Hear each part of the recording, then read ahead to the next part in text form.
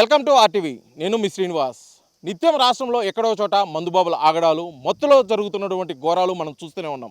ఇప్పుడు మనం చెప్పుకోబోయే స్టోరీ కూడా ఆ కోవలోకి వస్తుంది. ప్రకాశం జిల్లా మర్రిపూడి మండలం కేంద్రమైనటువంటి ప్రభుత్వ జూనియర్ కళాశాల ఆవరణంకి దగ్గరగా ఉన్నటువంటి ఒక మద్యం దుకాణానికి, అక్కడ ఉన్న విద్యార్థులకు, కళాశాల ప్రాంగణానికి, అదేవిధంగా విద్యార్థుల యొక్క తల్లిదండ్రులకి, ఆ గ్రామ ప్రజలకు ఎటువంటి సమస్యలు ఎదురుతున్నాయో ఆర్టీవీ ద్వారా తెలియజేసే ప్రయత్నం చేద్దాం. ఇప్పుడు మనం అక్కడ పరిస్థితులు ఏంటి, తల్లిదండ్రుల పరిస్థితి ఏమనుకుంటున్నారు, విద్యార్థులు అక్కడ ఎదుర్కొంటున్న సమస్యలు ఏమిటో ఇప్పుడు తెలుసుకునే ప్రయత్నం అయితే మనం చేద్దాం.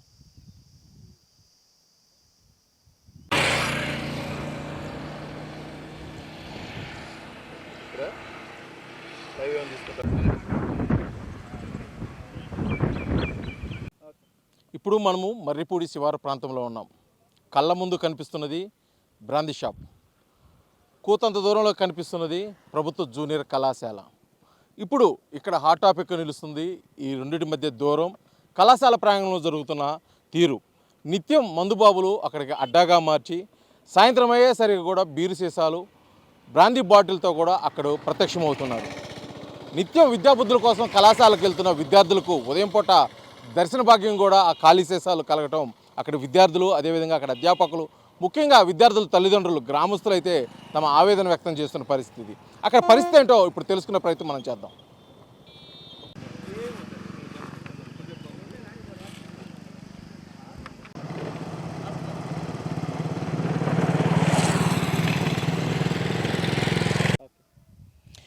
నిత్యం విద్యాబుద్ధులు నేర్చుకున్నటువంటి విద్యార్థులు ఉండేటువంటి కళాశాలలో మందుబాబులకు అడ్డగా మారింది. అసాంఘిక కార్యక్రమాలకు కూడా ఇక్కడ కేంద్రంగా నిలిచింది. ఇది ప్రకాశం జిల్లాలోని మర్రిపూడి మండలంలోని జూనియర్ కళాశాల ప్రాంగణం. మందుబాబులు, అదేవిధంగా వారు తాగి విడిచేసిన సీసాలతో కూడా దర్శనమిస్తున్న పరిస్థితి అయితే ఇక్కడ కనిపించింది.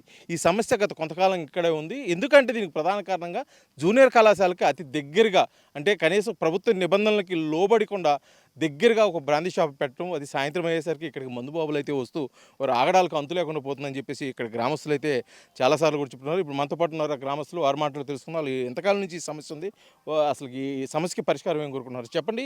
ఈ మర్రిపూడి జూనియర్ కళాశాల ఇక్కడికి దగ్గరలో ఒక బ్రాందీ షాప్ కూడా ఉండటం కూడా జరిగింది.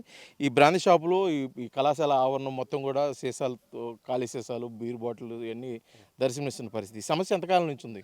గత గత 2 ఇయర్స్ నుంచి ఇక్కడ బ్రాంచ్ షాప్ పెట్టిన వల్ల మనకి పిల్లలకి ఆటం కలుస్తుంది. అందులో మా పిల్లలు కూడా ఇక్కడ కాలేజీలో చదువుతున్నారు. ఇక్కడ అసంఖ్య కార్యక్రమాలు జరుగుతున్నాయి. కనుక బ్రాంచ్ షాపులు తాగిన వాళ్ళు కాకుండా బాటిల్స్ పగలగొట్టినందువల్ల పిల్లలకి కాళ్ళు గుచ్చుకొని గాయాలైనాయి. ఆల్రెడీ గతంలో కూడా మేము 2 టైమ్స్ స్టేషన్లో కూడా కంప్లైంట్ చేశాము.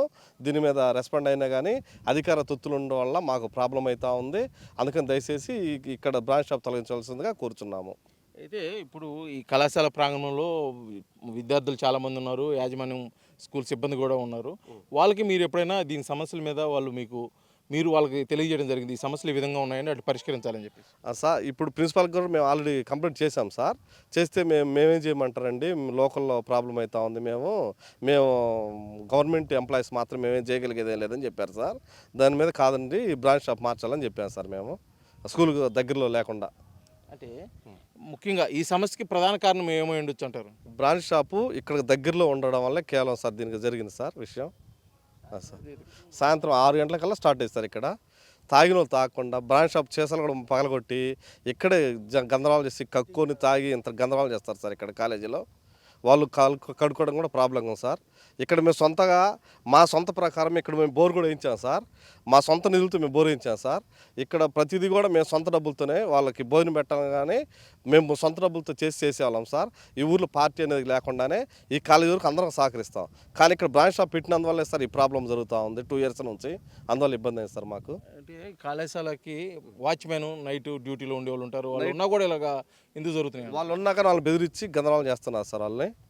అదే ఇక్కడ ఉండే లేడీ ఉంటుంది ఒక ఆమె వచ్చి ఆ లేడీ కదా, ఆమె మాట్లాడినా నీకేం సంబంధం, నువ్వు మాట్లాడేది అని చెప్పనేసరికి ఆమె బెదిరించరికి వెళ్ళిపోతా ఉంది ఆమె.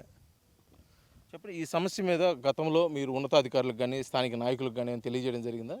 ఎమ్మెల్యే మినిస్టర్ గారికి కూడా తెలియజేయడం జరిగిందండి. బాలవేంద్ర స్వామి గారికి కూడా, ఆయన కూడా పై వాళ్ళకి, ఎండీ గారికి, కమిషనర్ వాళ్ళకి కూడా పంపించినట్టుంది లెటర్లని.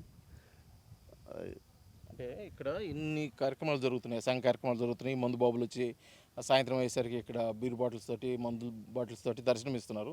దీని మీద పోలీసు అధికారులకి మీరు ఏమైనా కంప్లైంట్ ఇచ్చారా లేదా? వాళ్ళే కంప్లైంట్ ఇచ్చారు, ప్రిన్సిపాల్ గారు కంప్లైంట్ ఇచ్చారు. వాళ్ళు కూడా పెట్టారు, సెక్యూరిటీని పెట్టినారు.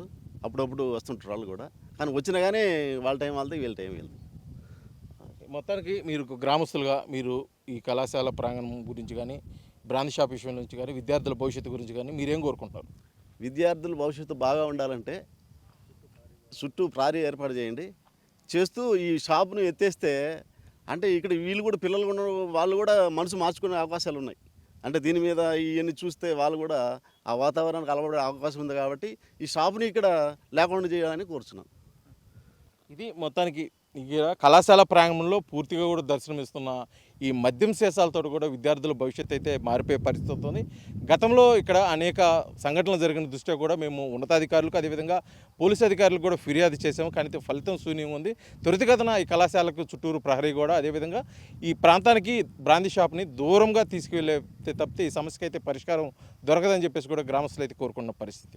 వీడియో జర్నలిస్ట్ లక్ష్మణ్తో శ్రీనివాస్, RTV, ఒంగోలు, ప్రకాశం జిల్లా.